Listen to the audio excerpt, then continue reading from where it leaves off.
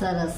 મને બહુ દુખાવો થતો હતો, પાણી પીવું તો પણ પેઇન થતું હતું. પછી ડૉક્ટરના હિસાબે રૂટ કેનાલ કરાવી, એનાથી મને બહુ સરસ એમનું કામ સારું ગમ્યું, સરસ કર્યું છે એમને.